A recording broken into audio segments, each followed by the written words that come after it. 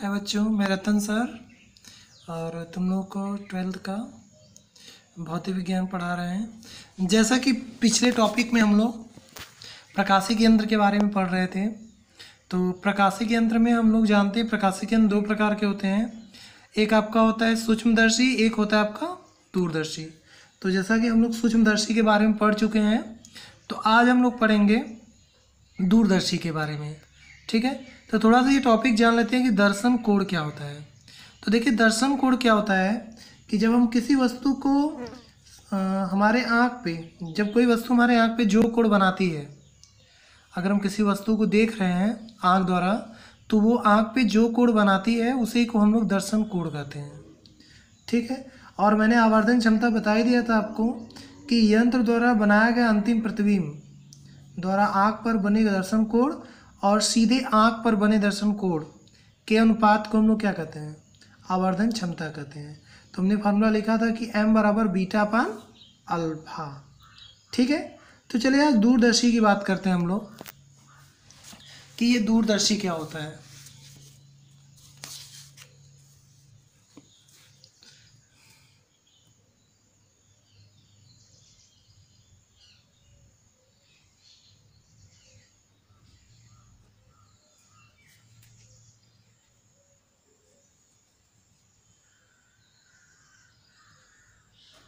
इसको इंग्लिश में कहते हैं टेलीस्कोप।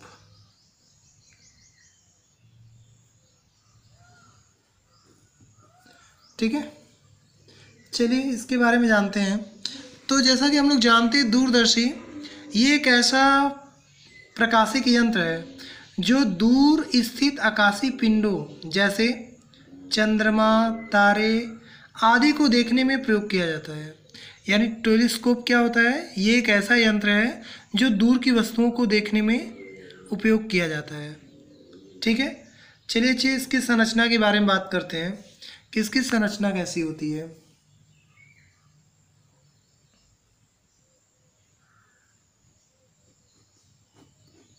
देखिए, संरचना में क्या होता है कि इसमें जो बड़ा लेंस होता है, पहले इसमें दो उत्तल लेंस होते हैं। एक आपका बड़ा उत्तल लेंस होता है और एक आपका इसमें छोटा उत्तल लेंस होता है। ठीक है, इस प्रकार से।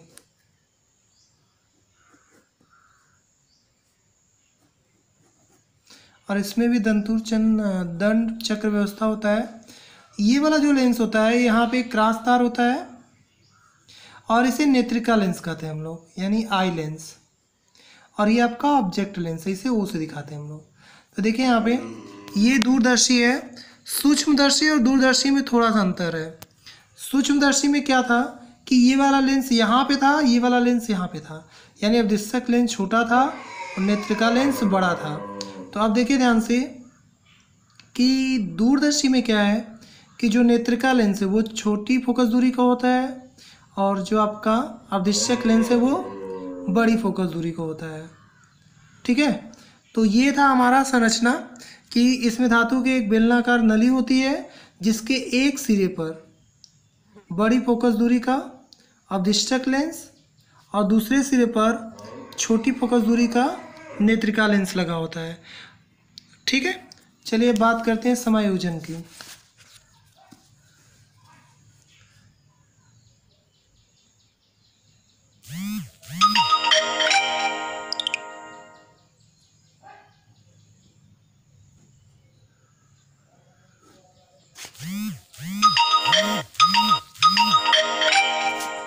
ठीक है, चलिए देखते हैं कि समायोजन क्या होता है।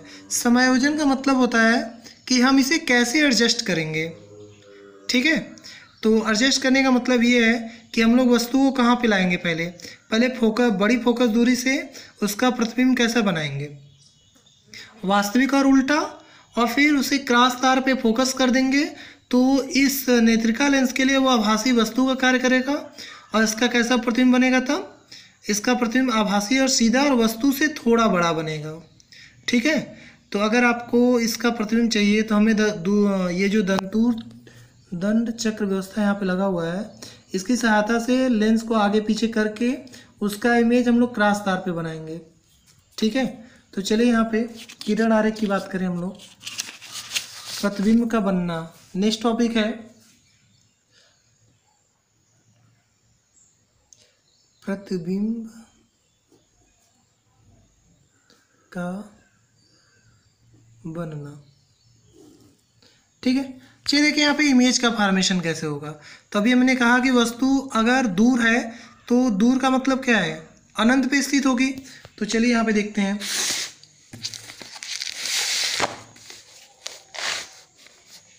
ये है प्रतिबिंब, देख लीजिए।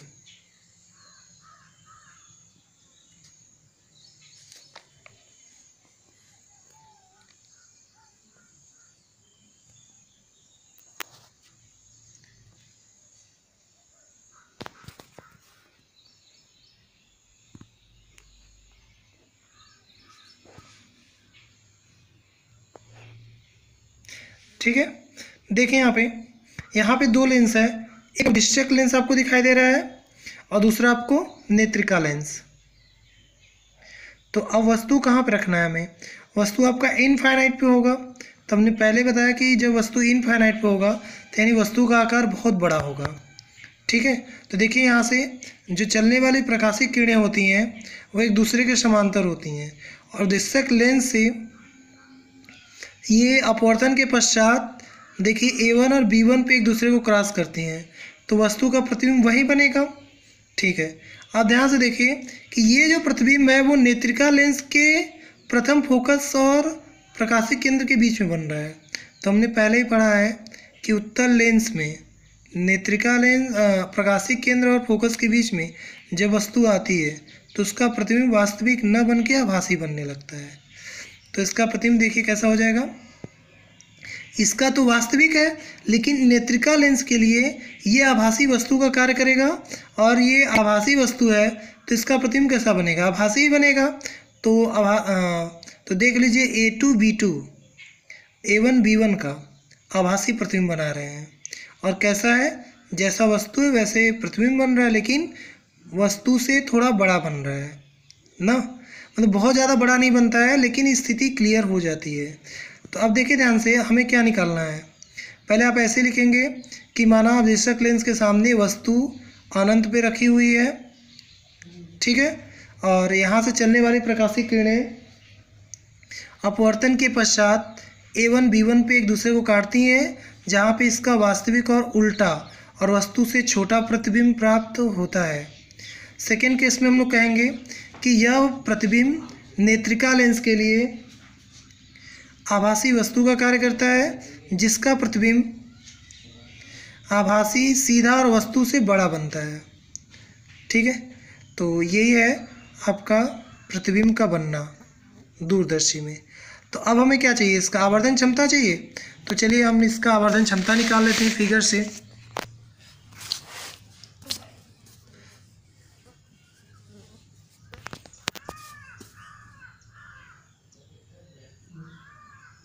नेक्स्ट रीडिंग है आवर्धन क्षमता। तो मैंने पहले ही बता दिया था कि आवर्धन क्षमता को यम से दिखाते हैं।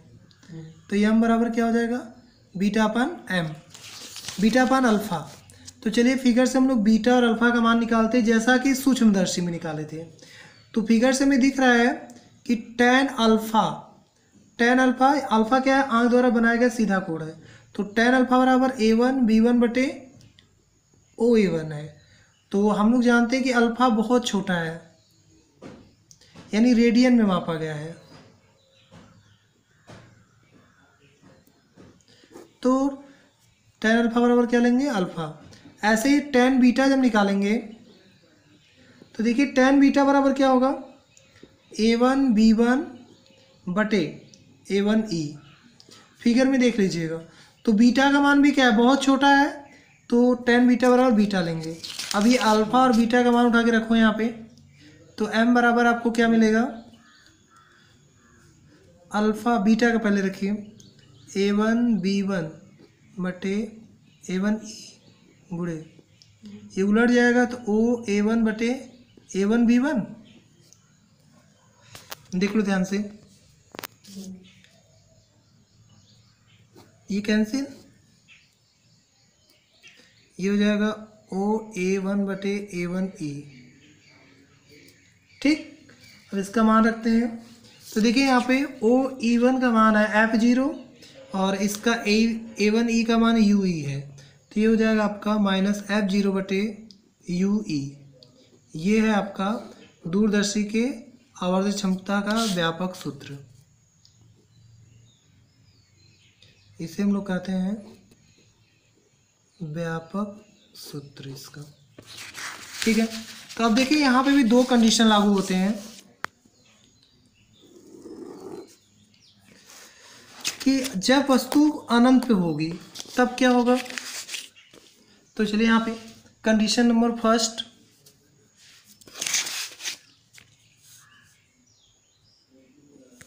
पहला कंडीशन है जब वस्तु अनंत पर हो। ठीक है, जब वस्तु अनंत पे होगी तो यानी उसका प्रतिबिंब कहाँ बनेगा, अनंत पे बन रहा है। तो जब अनंत पे बन रहा है तो आप यहाँ पे दिखा सकते हैं कि UE बराबर FE और V बराबर क्या होगा, इनफाइनाइट हो जाएगा। ठीक है, तो अब बताइए फार्मूले में अगर बात करें हम लोग तो ये क्या हो जाएगा, F0/FE। ये है जब प्रतिबिंब अनंत पे बनेगा तो उसकी आवर्धन क्षमता का सूत्र है। और जो दूरदर्शी की नली की लंबाई होगी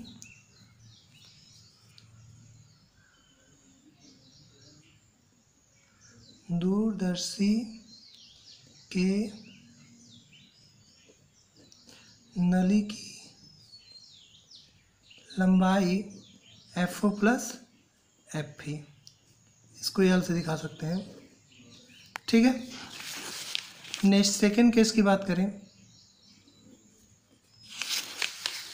तो सेकेंड केस में क्या है कि जब अंतिम प्रतिबिंब स्पष्ट न्यूनतम दूरी पर बनता है, जब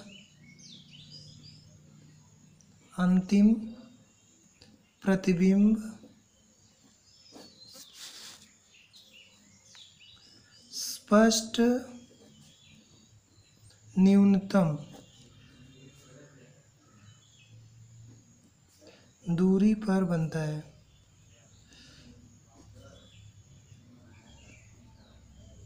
ठीक है, तो अब देखिए ध्यान से, स्पष्ट न्यूनतम दूरी बनेगा तो डी का मान क्या लेंगे, V का मान -D लेंगे।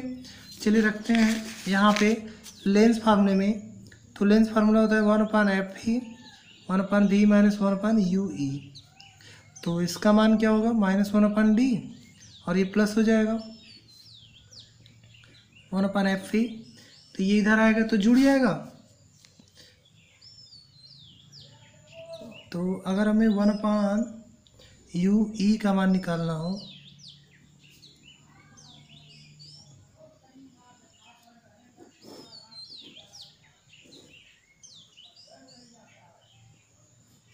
ठीक,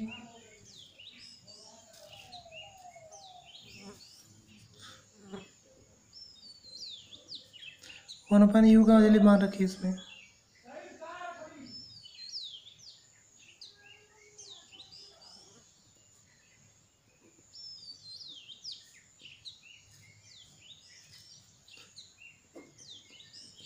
(1+FE/D). ठीक है, जब इसका मान हम लोग आवर्धन क्षमता वाले फार्मूले में रखेंगे UE का, तो हमें ये सॉल्व करने पे यही प्राप्त होगा। ठीक है, FE हम कॉमन कर लेंगे यहाँ से तो आपको यही प्राप्त होगा। तो FE से ऊपर नीचे गुणा कर दिए हैं तो FE से FE कट जाएगा, 1 हो जाएगा और उधर क्या हो जाएगा, FE/D हो जाएगा।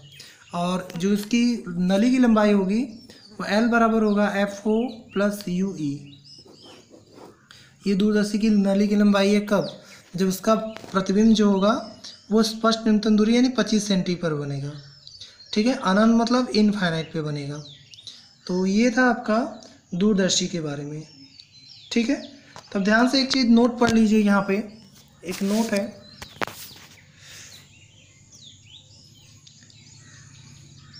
देखिए नोट पहला क्या है, आवर्धन क्षमता के दोनों सूत्रों से स्पष्ट है कि यम का मान बढ़ाने के लिए अवदिष्टक की फोकस दूरी अधिक तथा नेत्रिका की फोकस दूरी कम होनी चाहिए। ठीक है। सेकेंड कंडीशन ये है कि ऋणात्मक चिन्ह प्रदर्शित करता है कि अंतिम प्रतिबिंब सदैव उल्टा बनता है। इसी कारण इस दूरदर्शी का उपयोग पृथ्वी पर स्थित वस्तुएं जैसे मकान, पेड़, मनुष्यों आदि को देखने के लिए नहीं किया जा सकता है।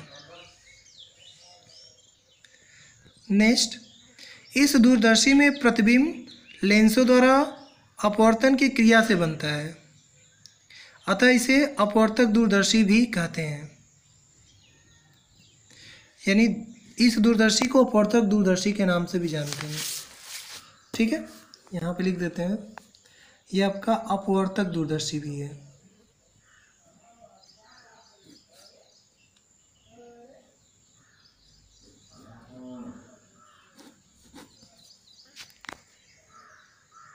अपवर्तक दूरदर्शी। ठीक है, तो चलिए आइए, दोनों हमारा ये टॉपिक खत्म हो गया और इस पे क्वेश्चन लगाते हैं हम लोग।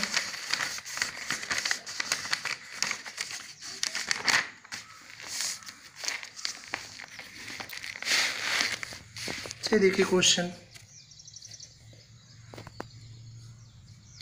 पढ़िए क्वेश्चन। एक खगोलीय दूरदर्शी के अवधिष्ठक तथा नेत्रिका की फोकस दूरियां क्रमशः 60 तथा 5 सेंटीमीटर है। दूरदर्शी की आवर्धन क्षमता तथा लंबाई ज्ञात कीजिए। जबकि अंतिम प्रतिबिंब पहला पॉइंट अनंत पे बन रहा हो, सेकेंड पॉइंट स्पष्ट न्यूनतम दूरी पे बन रहा हो जो कि 25 सेंटीमीटर पे है।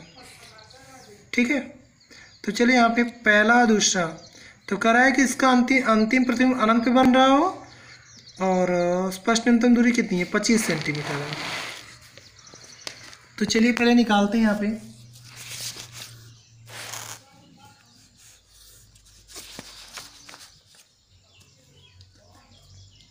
पहला केस ये है आपका, पहला केस ये है कि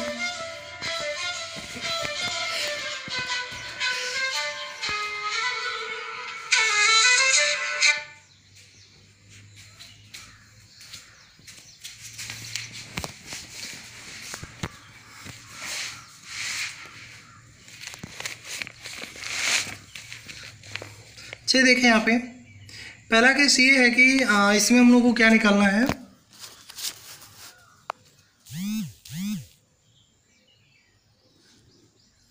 पहला ये था कि हमें पहले मान लिख लेते हैं कि यहाँ पे देखिए अवधिष्ठक की फोकस दूरी दिया है, तो अवधिष्ठक की फोकस दूरी को एफ नॉट से दिखाते हैं और एफ नॉट का मान है 60 सेंटीमीटर।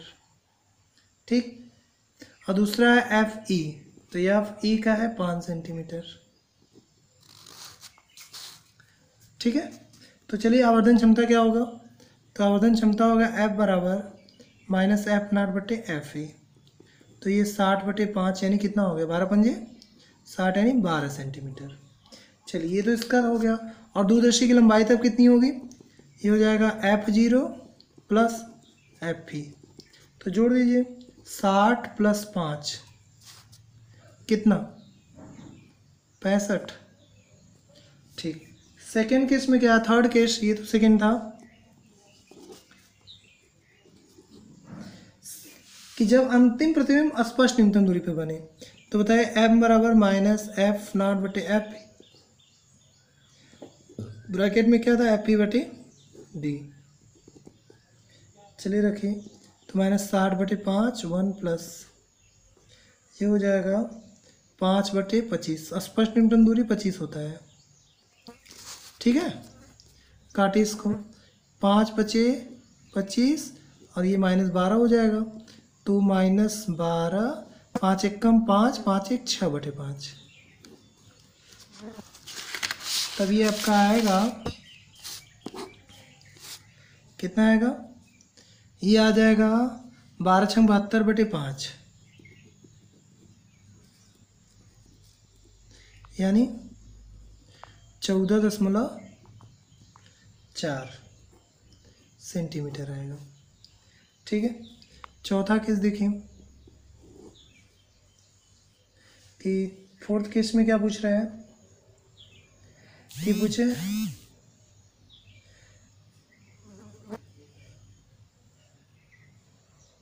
वस्तु की दूरी पूछ रहा है। तो चलिए नेत्रिका लेंस की वस्तु की दूरी कितनी होगी, तो हमारे पास फार्मूला है 1/Fe बराबर 1/UE minus VE minus UE। तो 1/UE का मान निकालना होगा, तो इसको इधर लेके जाइए और इस F को इधर लाइए। चलिए मान रखिए, तो VE का मान कितना है, VE का मान है FE का 5 है, VE का 25 सेंटीमीटर है। तो ये -1/25 सेंटीमीटर और -5। इसका एलसीएम लेंगे तो ये आपका आएगा 1/UE, एलसीएम 25 लेना पड़ेगा। तो ये हो जाएगा -1 -5 यानी -6/25। इसका मतलब क्या है कि UE बराबर आएगा -25/6 सेंटीमीटर। ठीक, तो चलिए दूरदर्शी की लंबाई निकालिए। तो यह FE प्लस UE, तो FO है कितना, FO 60 प्लस इसको काटेंगे तो 4.17 आएगा। तो जोड़ दीजिए 4.17, कितना आएगा 64.17 सेंटीमीटर। ठीक है, तो चलिए आप लोग के 2 क्वेश्चन है, नोट कर लीजिए, इसको लगा के इसका आंसर दीजिएगा। देख लीजिए पहला क्वेश्चन, ये तीसरा एक क्वेश्चन लगाइएगा आप लोग, तीसरा क्वेश्चन केवल लगाना है आपको। देख लीजिए, खगोलीय दूरदर्शी के अवदिशक तथा नेत्रिका की फोकस दूरियां क्रमशः 2 मीटर और 5 सेंटीमीटर है। अंतिम प्रतिबिंब, पहला पॉइंट स्पष्ट न्यूनतम दूरी पर बनता है, सेकंड पॉइंट अनंत पर बनता है। दोनों दशाओं में दूरदर्शी की आवर्धन क्षमता की गणना कीजिए। दोनों दशाओं में दूरदर्शी की आवर्धन क्षमता की गणना कीजिए। ठीक है, तो इसका आंसर लगा के आप भेज सकते हैं।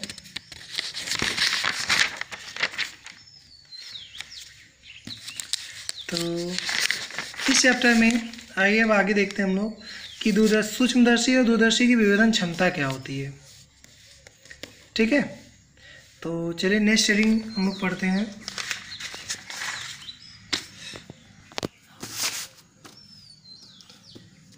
सूक्ष्मदर्शी की विभेदन क्षमता।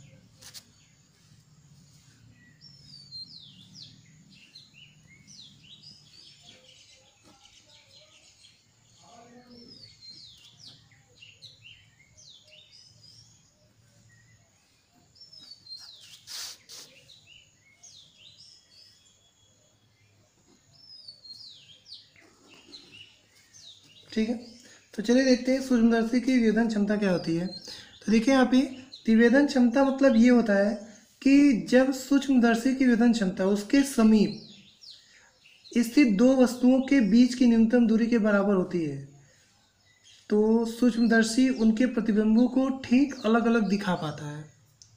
ठीक है, या फिर ऐसे कह सकते हैं कि सूक्ष्मदर्शी द्वारा उसके समीप रखी 2 वस्तुओं के प्रतिबिंबों को अलग अलग स्पष्ट बनाने की क्षमता उसकी विभेदन क्षमता कहलाती है। ठीक है, और जो विभेदन क्षमता होती है विभेदन सीमा के व्युत्क्रम के बराबर होती है। तो यहाँ पे देख लीजिए विभेदन क्षमता होता कितना है सूक्ष्मदर्शी का,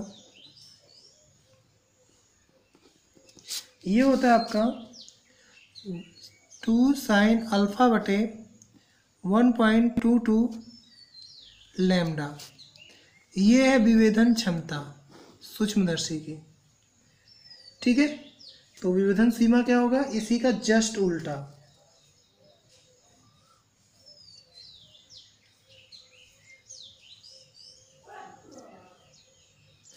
विभेदन सीमा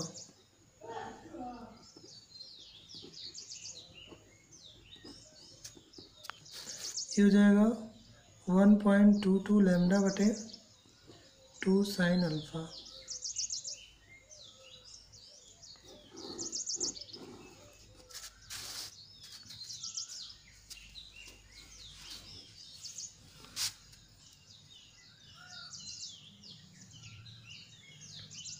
इलेक्ट्रॉन सूक्ष्मदर्शी हो गए विभेदन सीमा। तो आइए देखते हैं क्वेश्चन इस पे।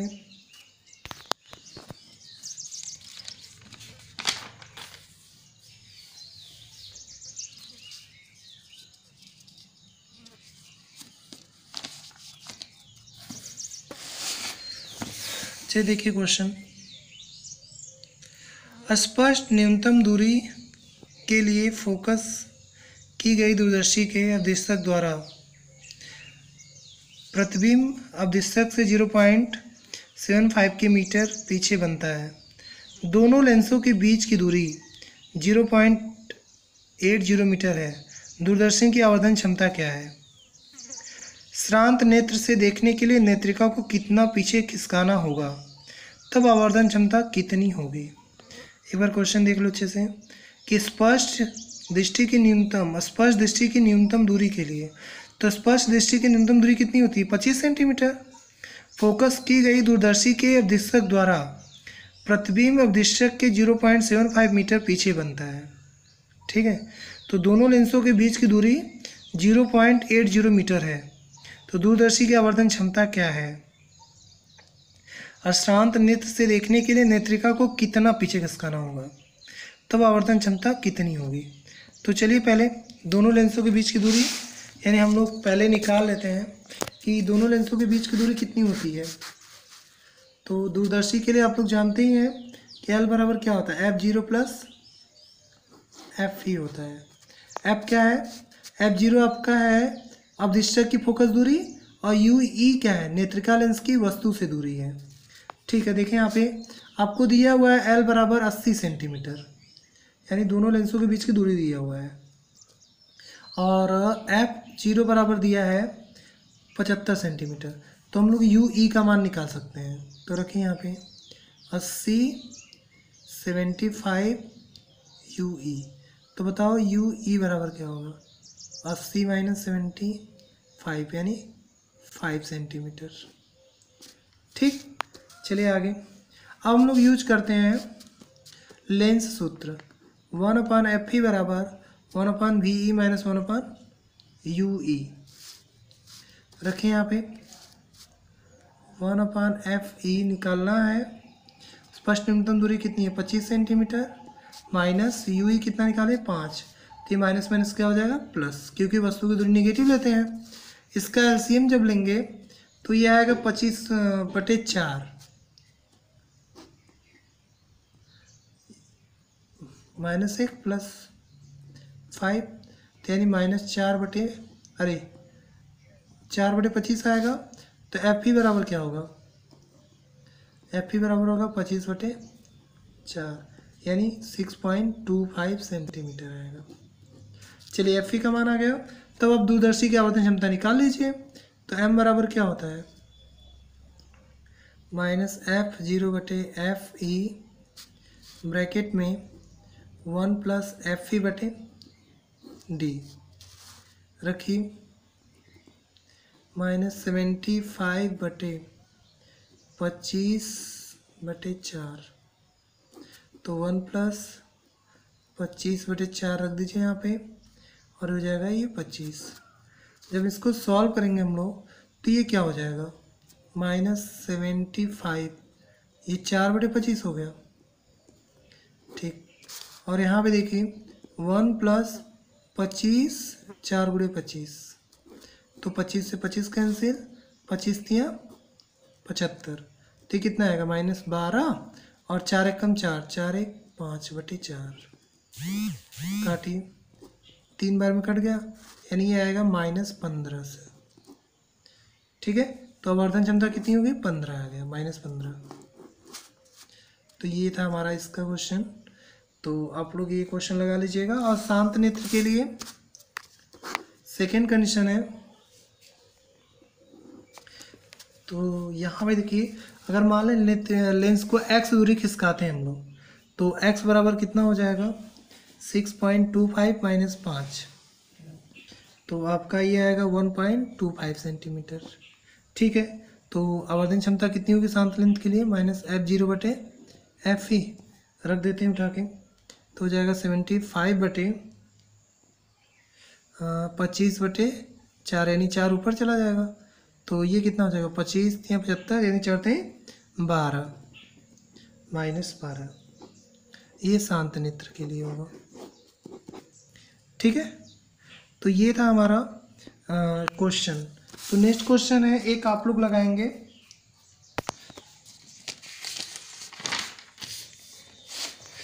क्वेश्चन हम दे देते हैं, आप लोग इसको लगाइएगा और इसका आंसर स्क्रीन भेजिएगा।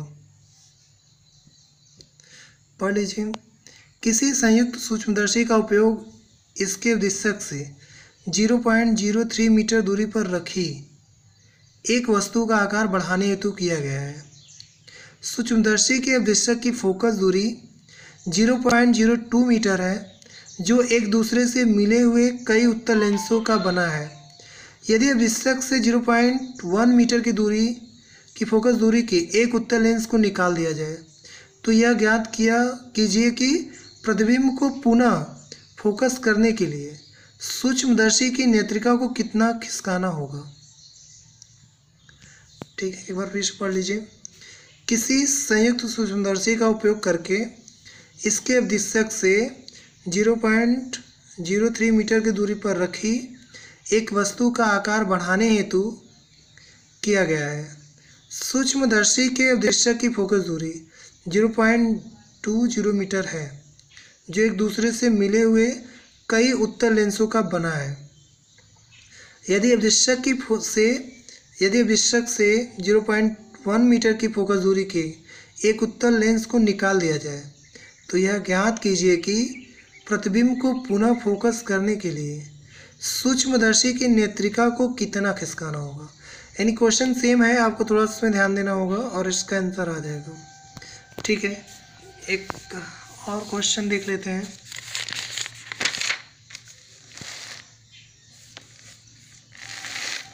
चलिए कि ये वाला क्वेश्चन है, इसको भी लगा लीजिएगा।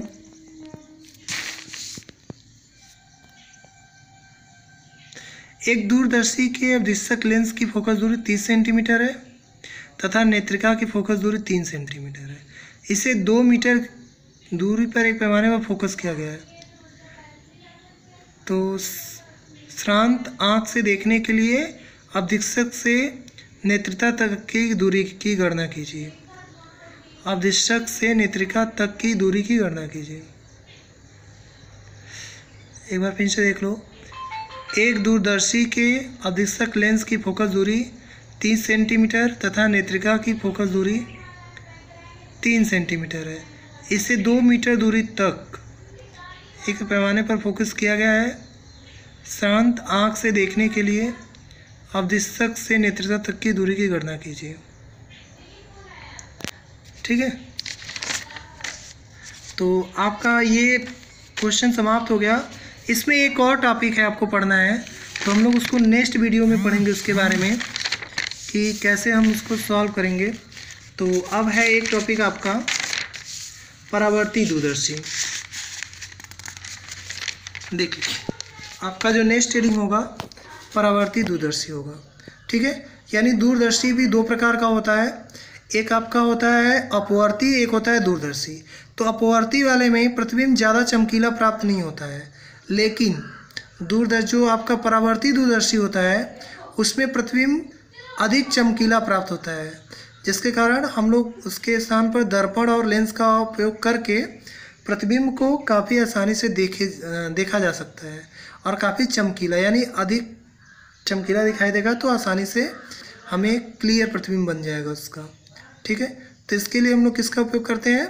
परावर्ती दूरदर्शी का। तो हमारा जो नेक्स्ट टॉपिक होगा वो खगोलीय परावर्ती दूरदर्शी के बारे में होगा। ठीक है, तो आज के लिए इतना ही। थैंक्स।